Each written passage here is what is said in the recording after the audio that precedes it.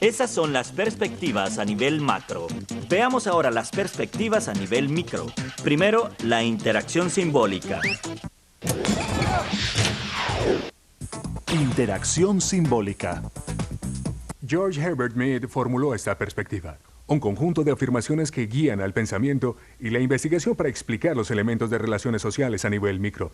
Recuerda que las relaciones a nivel micro son personales, como las de la familia o el trabajo, o la relación entre niños en un parque. ¿Cómo explica la interacción simbólica este tipo de relaciones? Muy bien, esto es lo que dice la interacción simbólica. Elementos como los símbolos y el lenguaje junto a la interacción entre los individuos son los responsables de la formación tanto de individuos como de la sociedad en un todo. Recuerda que un símbolo es cualquier elemento con significado para alguien. Un símbolo puede ser palabras, gestos faciales, acciones o dibujos. Ya que las personas utilizan símbolos para comunicarse, estos pueden tener significados diferentes en personas diferentes, tanto en nuestra cultura como en otras. Utilizar y entender estos símbolos hace de una persona un ser social. Y la interacción entre seres sociales forma una sociedad. La interacción simbólica sostiene que la sociedad está construida sobre los símbolos que utilizamos para comunicarnos. Hay dos puntos importantes que se aplican a la interacción simbólica. Primero, las respuestas perjudiciales ocurren si las personas viven aisladas. Aislamiento significa soledad y constante alejamiento del resto de las personas. La interacción entre humanos es lo que hace que las personas sean lo que son. Cuando dos personas se comunican, utilizan símbolos. Una persona escoge un símbolo que piensa que puede comunicarle algo específico a otra persona.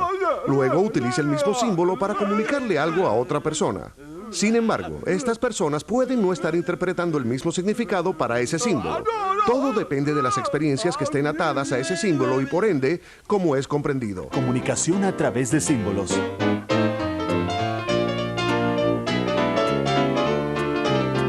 Me gustas mucho. Quisiera conocerte mejor. Me intriga tu comportamiento y tu oscura y viril sensibilidad. Nuestra relación se basará en la atracción física e intelectual. Será grandioso estar juntos. Dos posibles significados. ¿Por qué no me acompañas o esfúmate?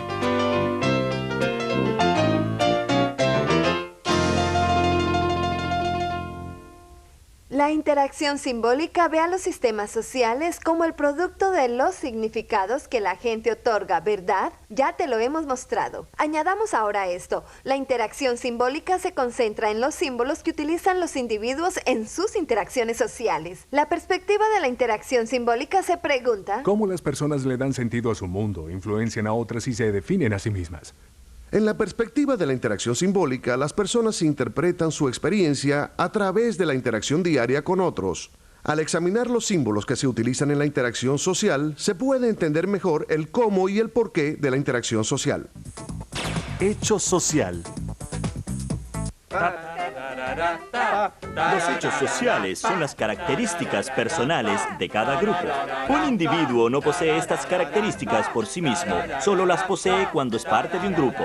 Piensa en la presión del grupo. ¡Vamos, ¡Ven! todos! ¡Vamos! ¡Vengan, vengan! ¡Únete! Oh, ¿está bien? ¿Puedo ir a divertirme? ¡Bien!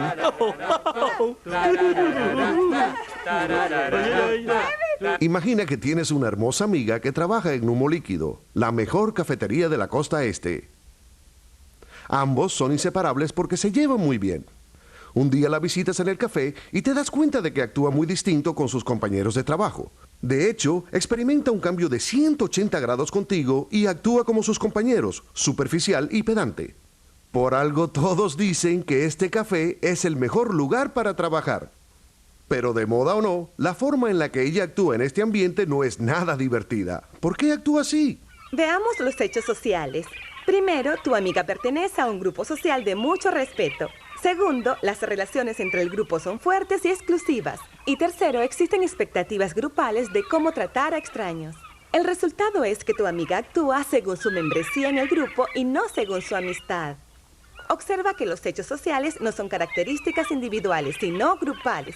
Respeto al grupo, relaciones de grupo y expectativas del grupo.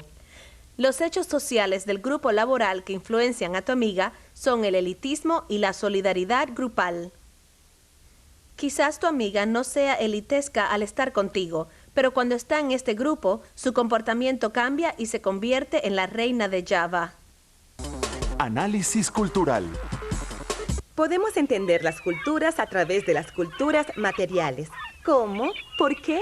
¿Quién? ¿Y qué? La cultura material consiste en elementos como herramientas, edificios, máquinas o cualquier cosa que poseamos. Las posesiones de una sociedad pueden decir mucho acerca de su cultura. Otra pieza de cultura material que podemos estudiar es la ropa. Y fíjate cuán importante es la ropa. En casi todas las sociedades, la vestimenta dice mucho sobre los individuos que la portan. ¿Qué nos dice un traje Armani de $3,000 en un hombre que camina por Rodeo Drive en Los Ángeles, California? ¿Qué nos dice el vestido de una mujer iraquí sobre su cultura? ¿Cómo afecta tu comportamiento cerca de una persona con uniforme de policía? La cultura material es todo aquello inventado por las personas que no es físico. No puedes tocarlo. Creencias, ideas, instituciones, organizaciones. Estos son buenos ejemplos de la cultura no material. Sí, la cultura no material es en esencia valores, sistemas de normas y conceptos comunes sobre lo que es importante en una sociedad. Por ejemplo, la educación es cultura no material, mientras que el edificio de una escuela es cultura material.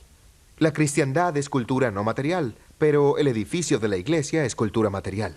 La democracia es cultura no material, pero la Casa Blanca es cultura material.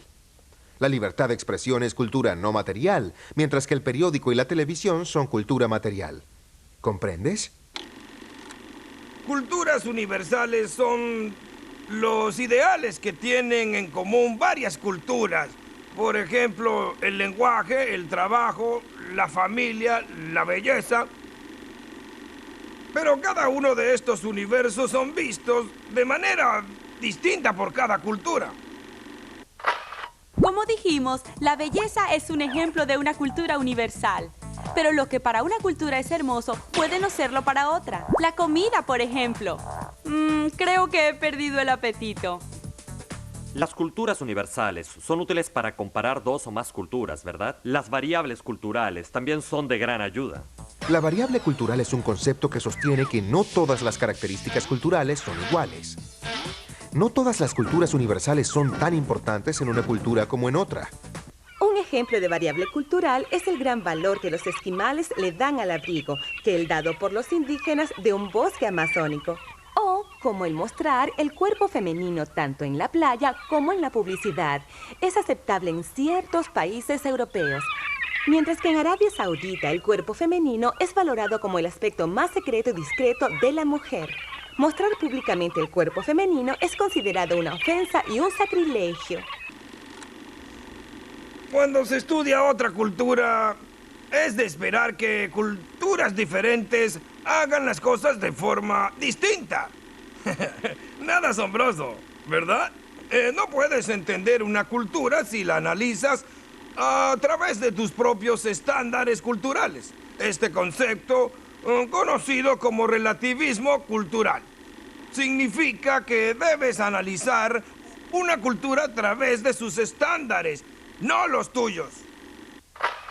Por ejemplo, en algunos países como España, las corridas de toros son una tradición cultural. Pero en otros países, la idea de matar animales como deporte es inaceptable. Si los sociólogos de países en contra de las corridas de toros utilizaran sus estándares culturales para estudiar países que sí las respetan, no comprenderían esa cultura. Deben utilizar los estándares de los países que respetan las corridas de toros. A eso nos referimos con relativismo cultural. Etnocentrismo es lo opuesto al relativismo cultural. Si observas de forma etnocéntrica, estás juzgando a los otros a través de tus propios estándares. Debes entender que al juzgar una cultura extranjera según tus propios estándares culturales, estás siendo parcial e injusto. Y probablemente pierdas información valiosa que evitará que comprendas la cultura de estudio. ¿Por qué? Porque tus juicios serán completamente errados. El hogar, por ejemplo. En algunos países asiáticos, el miembro más anciano de la familia vive en el punto más alto de la casa. Si juzgas esta situación bajo estándares norteamericanos, pensarías, ¡qué terrible! Abandonan al abuelo en el ático. Pero en realidad es un honor poner a alguien en el lugar más elevado del hogar en estos países. Así que están honrando al abuelo. Ser etnocéntrico entorpecerá tu estudio de los tópicos sociológicos, ya que asfixias tu imaginación sociológica. No permitas que te suceda eso. Tu cerebro puede estallar. Cultura ideal es una serie de características y creencias que una cultura en particular profesa. Por ejemplo, los conceptos norteamericanos de libertad e igualdad.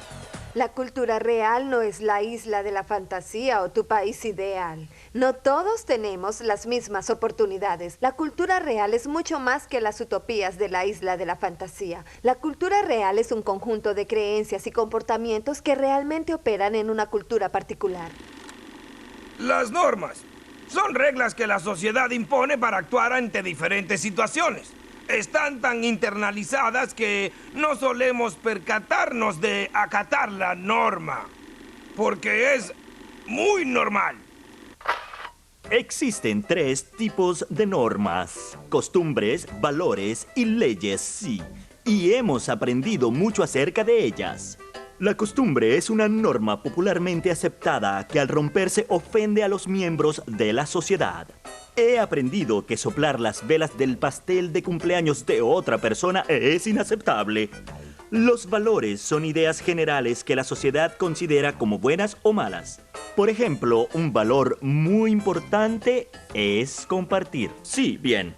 Las leyes son normas de comportamiento legisladas por un gobierno y respaldadas por la fuerza. He aprendido que robar algo que no es mío, a pesar de quererlo mucho, puede ocasionarme problemas. ¿Sí? Ajá, sí. Las subculturas son culturas que existen dentro de culturas mayores. En Norteamérica está la cultura americana dominante, pero también la cultura afroamericana, la cultura judeoamericana, los de los sordos y los ciegos y muchas otras. Estos grupos son considerados subculturas porque están dentro de una cultura más grande. Las contraculturas son culturas formadas para oponerse a la corriente general de mayoría cultural. Un buen ejemplo de contracultura fueron los hippies de los 60, que protestaban contra las convenciones sociales de la época. La cultura popular es el conjunto de elementos de una cultura que son anhelados por mucho y son muy influyentes. Los elementos de la cultura popular son los deportes, la televisión, internet, las artes y otros medios. Así que ahí lo tenemos. Bastantes teorías e ideas para que comiences a investigar en el mundo de la sociología. ¿Sí? ¿Sí? ¿Sí? Sí. Repaso. Refresquemos la memoria. La sociología es el estudio de las relaciones sociales humanas, grupos e instituciones. 4 perspectivas sociológicas incluyen el funcionalismo, la teoría de conflicto, la interacción simbólica y los hechos sociales. Hay muchas formas de analizar la cultura y recuerda que la cultura son las creencias, comportamientos y las posesiones de las personas. Bien, eso es todo. Se nos agotó el tiempo. Soy Jeremy Clavens. Gracias por ver La Brigada Enterada. Quizás ahora veas tu cultura de forma diferente. Cuídate.